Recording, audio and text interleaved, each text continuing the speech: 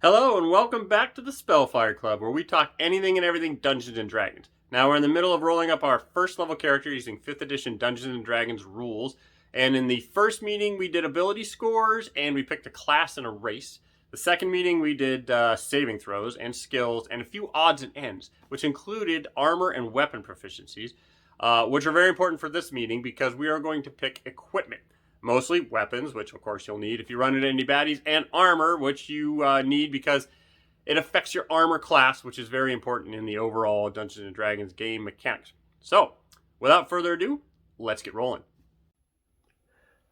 Okay, welcome back. We're in the middle of rolling up our first level character using 5th edition Dungeons and Dragons rules. In the very first meeting, we figured out our ability scores, which is this little, there's this number inside this little circle here. And then assign them based on our class, which was Barbarian, and then modify them based on our race, which is Mountain Dwarf, because different races get different bonuses to different abilities. And then after that, we figured out what our ability modifier is, which is this big +3, +2, and stuff that we write in the box up here.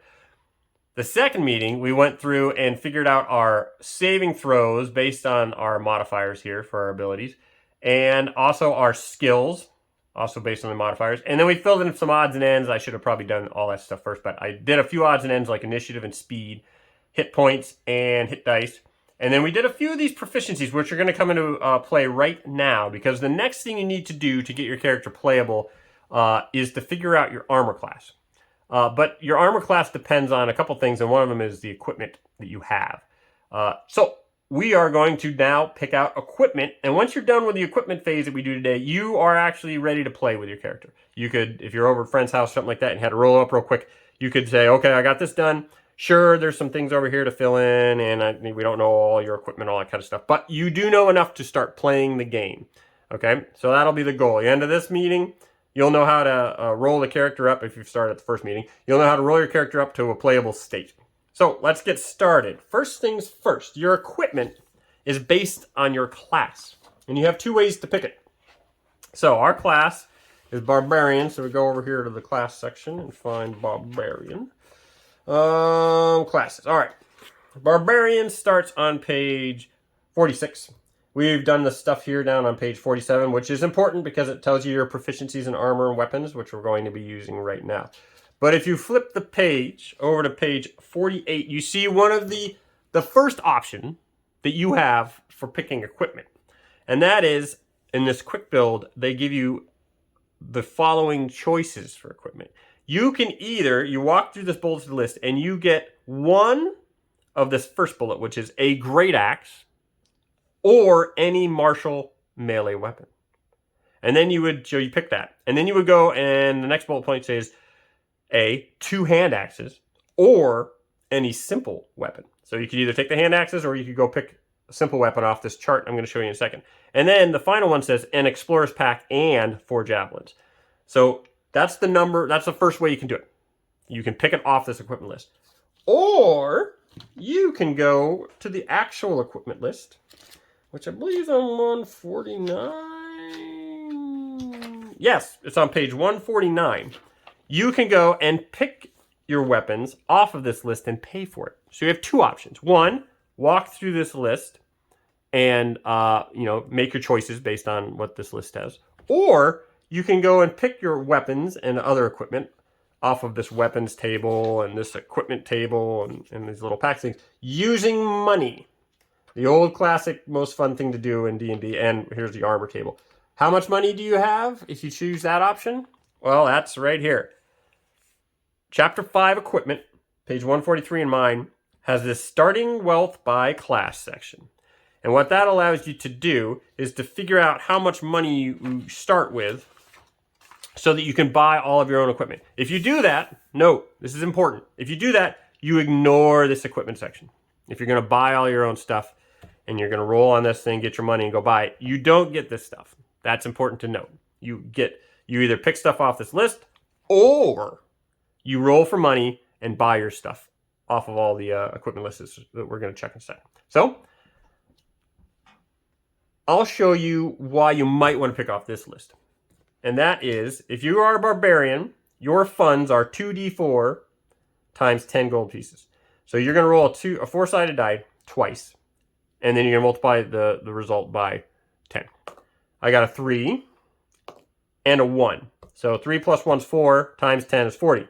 I have 40 gold pieces. I'll show you why you might want to pick off this list rather than buy your equipment, even though buying your equipment is ridiculously fun. And that is because if you look here at your barbarian, you can see that you are proficient in weapons, simple and martial. So that means you can use weapons off of the simple melee weapon list, simple ranged weapon list, martial melee weapons list, or martial ranged weapons list. Notice that that covers all the weapons. So you're essentially proficient in all weapons as a barbarian. But if you look here, there's a cost to the weapon. And if you go down this list, most of them, like simple weapons, don't cost very much, 5 gold pieces, whatever. Ranged weapons like bows cost a little more, 25 gold pieces, and you only have 40. That's a little pricey. But if you go down here to some of the bigger martial melee weapons, you can see that something like a great sword, like, you know, Conan would use, a giant sword, two-handed sword, is 50 gold pieces.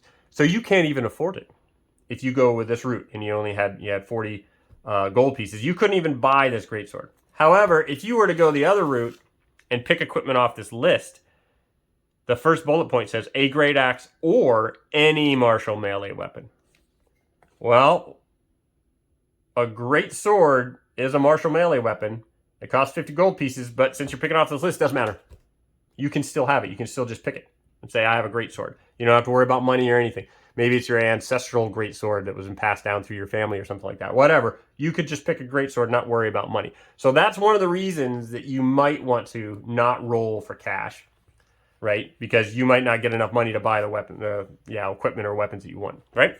Okay, so that's number one. Number two is it just takes a lot longer to go through this list. If you're making your character at home by yourself and you're like just loving buying equipment and figuring out what your character has, then that's a pretty good option, is to roll for money and go through that process. If you're at your friend's house and you got to get a character quickly, probably do this equipment list. I'm going to do this equipment list just because it'll be a little quicker. So for my barbarian, a great axe or any martial melee weapon. All right, I'm going to go over here and look at the great axe. The great axe is 30 gold pieces, which I don't have to worry because I'm picking off this list, but it's good to know how much it would cost if I had to do it. It does 1d12 slashing, which is pretty good. 7 pounds, but then each weapon has some properties associated with it. Not everyone, but most of them have some sort of property. And these properties can impact how you use the weapon in the game. In this case, this great axe is heavy, has a heavy property, and the two-handed property. You might be like, well, what does that mean? Well, thankfully, they list them right here. So on page 146, right before the weapons table, there's weapon properties. And you can walk through and they will list all the weapon properties. We had heavy for the great axe. Heavy says small creatures have disadvantage on attack rolls with heavy weapons. A heavy weapon's size and bulk make it too large for a small creature to use effectively.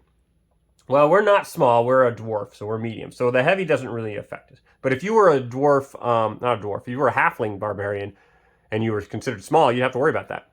You wouldn't want to use a great sword, because a disadvantage essentially means that when you swing to hit with it, even though you're proficient with it and everything like that, if you're too small, it's just too big for you and you're going to have a hard time hitting. And disadvantage means that you, instead of rolling 1d20 to try to hit and saying I got a 5 or whatever, you get to roll 2 d20s, but you have to take the lowest. So that's a nice game mechanic. Disadvantage and advantage are very easy to do, but they alter the outcome of the game pretty significantly. So let's say I'm a halfling barbarian and I roll my great axe, and I get a 15, I'm like, oh yeah, that's going to totally hit. Well, no, you're a halfling, so you got to roll again, and you get an 11. Oh no, for some reason, whatever you're attacking has more than 11 armor class, and you miss.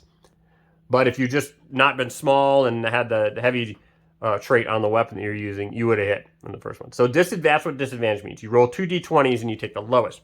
So it doesn't affect us because we're medium, so I don't have to worry about that. But it does say another property of two-handed, so if you come down here, two-handed, this weapon requires 2 hands when you attack with it.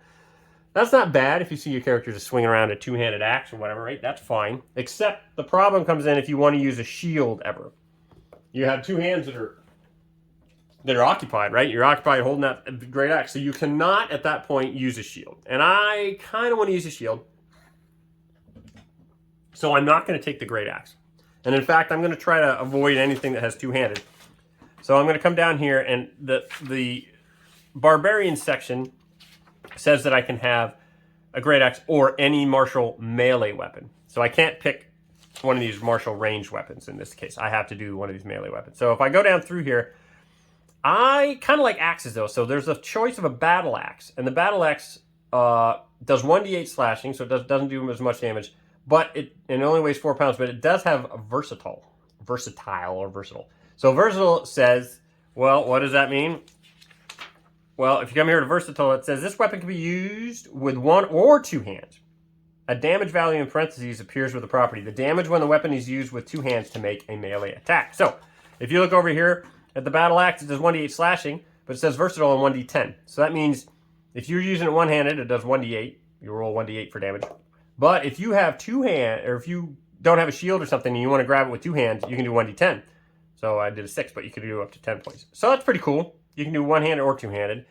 One-handed will allow you to use a shield. So I'm going to take that. So the first thing I do is I write down. You could write it down here. Some people put it in their equipment. I generally just write it up here because it then only appears in one spot. So you just write the name of the weapon here, battle axe. And then you have to figure out your attack bonus with it. Now the attack bonus is a combination of what your ability bonus is for that type of weapon and what your proficiency bonus is if you're proficient in it. And we are proficient in simple and martial weapons, and this is a martial weapon, so we're proficient, so we add that in. So with a melee weapon, you use strength, so we have a bonus of +3.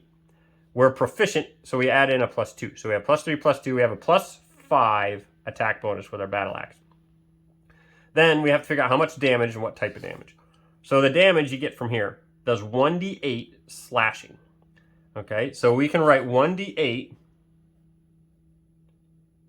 And now this is a versatile weapon. So 1d8 or 1d10. So you can write this a couple different ways. I do 1d8 slash 1d10. And I just remember that that's, it can be modified based on whether I'm one-handed or two-handed. So if it's 1d8, if it's one-handed, and I roll 1d10 if it's two-handed. All right, and then you add in a bonus. This is the important thing. You add in your bonus for damage based on your ability modifier for that weapon. You do not, however, add in your proficiency bonus for the damage. That's very important. That's very confusing to a lot of people. So our base bonus or modifier for strength is a +3. So we do 1d8 or 1d10 +3, but not +5 because proficiency only lets you hit more effectively. It does not actually do more damage when you're proficient with it. So you just get your bonus for strength. And then it is, what type of damage? Slashing. I just put a little S after it to remember that it's slashing. Then the next thing we get to pick, so then we're done. Look, our battle axe is ready. If we were to, get in a fight right now, we'd say, oh, I have a battle axe. I get to roll dice to try to hit with it, and then I get to add 5 to it. So I roll the 5 plus my attack bonus of 5, so I've got a 10. And then let's say it's some wimpy creature that doesn't have very good AC, and you hit, and then you're like, oh, how much damage do I do? Well, you come over here and say, well, one-handed or two-handed? You're like, well, I'm using one hand. So you roll 1d8. You do 2 plus 3 because of your strength bonus, and you do, so that means 5 damage, and what type is slashing? Reason you keep record the damage type is because some weapons or some creatures are immune to certain types of damage. Like a skeleton is not immune, but they might be resistant to things like piercing. So you only do half damage if you try to stab them, right? Because they just got bones and it's easy to miss ribs and stuff. So that's why you record what type of damage it is. So that's slashing. All right, good. That's our first piece of equipment. The next one, since we're going off this list, is we can get 2 hand axes or any simple weapon. Now note that this says any simple weapon. It doesn't say simple melee weapon. So you can actually go through here if you decide not to take the hand axes and pick one of these simple range weapons like a light crossbow, dart, short bow, sling. Whereas we didn't have that option with this great axe or any martial melee weapon because they called out that it had to be a melee weapon. So here we get 2 hand axes or any simple weapon. I could do a short bow or a light crossbow or something like that, but I kind of feel like this is kind of an axey kind of dwarf. He's not going to do dwarves and short bows. I could see him a little bit, but I usually see a dwarf more like throwing an axe or something. So I'm going to give him the 2 hand axes.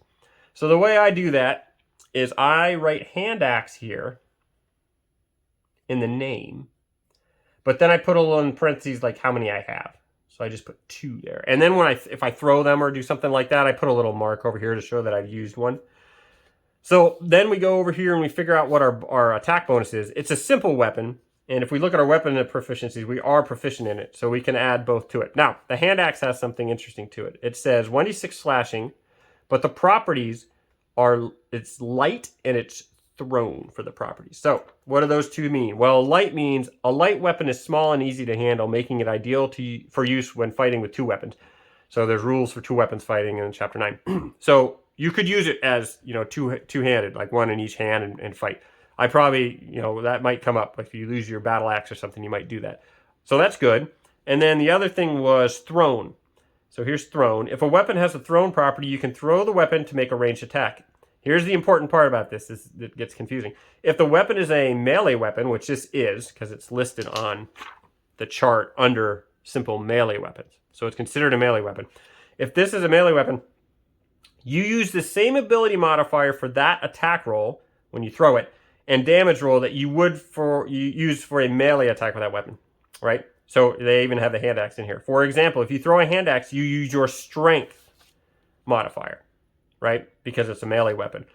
But if it is something like a dagger, you can use either strength or dexterity, since the dagger has the finesse property, which if you look up here, finesse says, when making an attack with a finesse weapon, you use your choice of strength or dexterity modifier for the attack and damage rolls.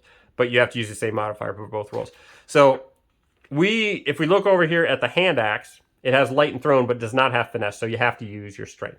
If we use the dagger, if you look over, it says finesse, light, and thrown. So you could use your strength or your dexterity for that, doing a melee attack or throwing it. We don't have a dagger, though. So we have a hand axe. It's light and thrown, so we could just fill it in. The nice thing about the way they set that up is that your bonus when attacking with it, whether you use it in melee or if you're throwing it, is the same for the attack bonus and the same for the damage bonus. So you only have to write it in once. So the hand axe is strength based, so it's +3. We're proficient +2. That gives us a +5 to attack with it. The damage is, let's see here, 1d6 slashing, and it doesn't change when it's thrown. So we can just do 1d6. It's not versatile. It doesn't have the ability to do two hands. So we can just add in 1d6 plus our strength bonus, which is 3. And it's again slashing, so I just put a little S there. All right, our hand axe is done. Next part of our chart is an explorer's pack and 4 javelins. So I'm going to just write down here an explorer's pack. And if you're interested in what that has in it, they've done a nice thing and put these packs together. They're like got commonly used things. You go over to page 151 and there's equipment packs, and you just walk down through and you see an explorer's pack, how much it would cost if you're buying it, but we don't have to worry about that because we're picking it off this list.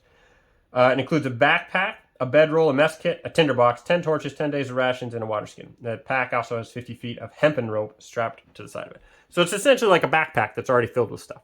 So when you write your explorer's pack in there, if you really are new and you want to make sure you know what it's in it, you can write all these things down underneath it to show what's in it. I don't do that because I know what's in it. So I just put explorer's pack on there, and then you also get 4 javelins. So javelins are weapons. So we're going to go back here and find our javelins, and I know they were simple. So here's a javelin, simple weapon. Does 1d6 piercing. It's thrown. We already know what that means. So we're just going to write it in. Javelin, and then I put in parentheses 4 because we have 4 of them. It's a melee weapon, so we use our strength. It's simple, so we're proficient in it, so we get our +5 again. Our +3, +2, +5. How much damage does it do? Javelin, 1d6, and it's piercing. So we do 1d6. It is a melee weapon, so we use our strength bonus because it does not have the finesse property, so we can't use dexterity, so since it's melee, so we have to do 1d6 +3 because our strength bonus. And then it does piercing damage, so I put a little P here. The other thing is this is ranged, so I didn't write it down for the hand axe, but the range it gives you is, if you see, says 30/120. What that means is if you throw it at something within 30 feet of you, then you roll like normal, right? And that's sort of like close range. But if it's between 30 feet, 31 feet and 120 feet, you can still throw your javelin at it and hit it out to 120 feet, but you have disadvantage because it's like far away, right? So I'm actually going to write that in there. I kind of made this a little too close here for both of these hand axes, but I'm going to write in my big eraser. I'm going to write in the slashing a little closer and the piercing a little closer, and I'm going to put in off to the side in like parentheses for my hand axe. The range is 20/60, so I'm just going to write 20/60, and it kind of bled over into the thing, but you can see it enough to know it, to see it in the game. And range is 30/120. So not the prettiest, it bled out of the box a little bit, but hey, it got it done. So what this means is when you go into battle and you're like, oh no, I'm going to throw a hand axe at that goblin, and if you're using a thing, you'll count the number of squares and figure out how far away it is, or the DM will just tell you how far away it is. Then if it's within, for a hand axe, within 20 feet of you, then you roll 1 die, and that's what you get. If it's beyond 20 feet, but within 60 feet of you, then that's long range, so you have to roll 2 and take the lowest. So there's a 4 and a 13, so I would have gotten the 4 and I would have missed. Okay, so that's what it is. So you essentially roll normal if it's in close range, within the first number, and you roll with disadvantage. So you roll 2 dice, take the lowest if it's between the first number and the second number. And beyond the second number, it's supposedly out of range. All right, that's it. So that's our equipment right now. Notice that the barbarian does not get any armor. And that's what we're going to talk about next, is because most classes, if you look at like the fighter, where is he? That's the sorcerer. If you look at the fighter and you go to their little equipment bullet points, one of the first things is you can have chainmail or leather armor and a longbow with 20 arrows, right? So you would then get armor. The barbarian doesn't have any armor, but that's fine because the barbarian has a special trait which I'll cover at the end there. That means a lot of times you don't want to wear armor. But to figure out your armor class, you do need to know what armor you have. Okay? Now, armor class. The basics of armor class are this. You, me, the average Joe or Jane walking around has an armor class of 10. And this assumes that you're, relatively spry, and if you're playing dodgeball, you can dodge out of the way of the dodgeball, right? Like if you're not clumsy and stuff, that would be an armor class of 10. Okay? And so we could write that in there. Oh, we have an armor class 10. But you say, well, what if I am not clumsy? What if I'm, pretty spry on my feet, like a gymnast or something like that? Well, or I'm pretty, dexterous. That would be dexterity. So the main way you modify your armor class without having equipment is with your dexterity modifier. And so we have a +2. So if we're just walking down the street as our barbarian dwarf, and somebody throws a dodgeball at us, they're going to have to get a higher roll to hit us than a normal person because we're really dexterous. So what we do to figure out our armor class in that case is we take the base of 10 and we add our dexterity bonus. So we'd have a 12. So we could write a 12 in there. And then somebody who's trying to hit us with dodgeball, oh, they got a 5, they didn't hit us. Oh, they got a 7, they didn't hit us. Oh, they got a 13, they do hit us. But if they were to roll an 11, they would have missed us, right? Even though the average person has a 10 and would have gotten hit. So it's good to have a high dexterity, and it gives you a better armor class, right? Now, how else could you increase your armor class then, right? You figured out your base armor class, which is 10 plus your dexterity bonus. How else can you increase your armor class? Well, you could wear armor. And armor is listed on page 145. Now, sometimes you get armor, like we saw with a fighter, they can assign you something like, oh, you have chainmail, right? Or you could also buy armor, but it gets pretty pricey pretty quickly for the heavier armor. In our case, the barbarian doesn't get assigned any, and we picked off that list, so we technically start the game with no armor. But let's say we did have armor for some reason. How you figure out what your armor class is with armor is you go to this armor chart, you find your armor, and it's broken into categories, light, medium, and heavy. You see what armor you're proficient in, which tells you what armor you can wear, and we see that our armor, we're proficient in light, medium, and shields, right? We're not proficient in heavy armor, so we can't pick heavy armor. Hot news, you can wear armor that you lack proficiency with. However, you will have disadvantage on any ability check, saving throw, or attack roll that involves strength or dexterity, which is pretty much all your attack rolls, and you can't cast spells. So yeah, don't want to wear that armor. But we can pick light armor or medium armor, okay? If we pick light armor, let's say we picked leather, we want to know what our AC is. Well, we come over to this armor class column, and we go down and we see it says 11 plus your dexterity modifier. Okay, so that would mean that if we put on this leather armor, we'd have an 11 plus 2. we'd have a 13 armor class. So slightly better than no armor, right? Normally with walking around with no armor, we'd have a 12. But we have a 13 if we have leather armor on. If we had studded leather, it starts out at 12. And we had our dexterity modifier +2, so we have a 14. That's getting even better. If we were to go up to like medium armor, hide armor doesn't really improve it from studded leather. It's 12 plus our dex. Chains 13, scales 14, breastplates 14, and half plate is 15. So a 15 plus our dex would give us a 17. But notice on the medium armor that it says plus dex modifier max 2. So the maximum bonus we can have while wearing medium armor for our dexterity is a +2. Doesn't affect us. We have a +2, so we'd be fine. But if you were like a thief or somebody else who had like a +4 for the dexterity modifier, then going up to this medium armor doesn't really help you a whole lot. Because let's say you had studded leather and you had a +4, you'd have 16. Well, if you put on hide armor, the most you could get would be a +2 for your dex. So you'd have a 12 +2, which only give you 14. You'd have worse armor class wearing armor. So just be aware of that when you go to make your character. If you have a really high dexterity, you probably aren't going to be wearing much armor because it's actually going to hinder you because it's so heavy that you can't dodge out of the way. In our case, we could wear any of this, but I'm not going to, right? Because the barbarian has one special trait, which I'm going to cover now, okay? So no other class has this, but I know that they do. And if you go here, past equipment, one of them is rage, which is really cool, but I'll get to that in the next meeting. The other one is unarmored defense. While you are not wearing any armor, your armor class equals 10, which is normal, plus your dexterity bonus, which is your modifier, which is normal, but also plus your constitution modifier, which in our case is a +3. And you can use a shield and still gain this benefit, which is why I didn't want to take a two-handed battle axe. I wanted a regular battle axe that I could use one-handed. Okay? So this means that my guy character, I don't know if it's going to be a male or female dwarf. I haven't figured that out yet. Oh, we'll figure it out at the end. Anyways, my character is going to have, with doing nothing else, is going to have an armor class of 10 plus dexterity +2, so 12, plus constitution. So that's a +3. So 12 plus 3 plus 3, that's a 15. So I have a 15 armor class because I'm a barbarian. Without having anything else on, just walking around, I'll have a 15. Because I'm pretty dexterous, and also I'm like super tough. Kind of like the old, if you ever watch fight movies from the 1980s, there's always like, oh, we're going to fight this opponent, and he or she like lets people kick them 200 times in the stomach every day so they get super buff and tough in their stomach, ab muscles, right? Essentially, that's what you're saying is you're a barbarian, you're super tough, you're used to taking hits, and so you get to add your Constitution modifier to your armor class.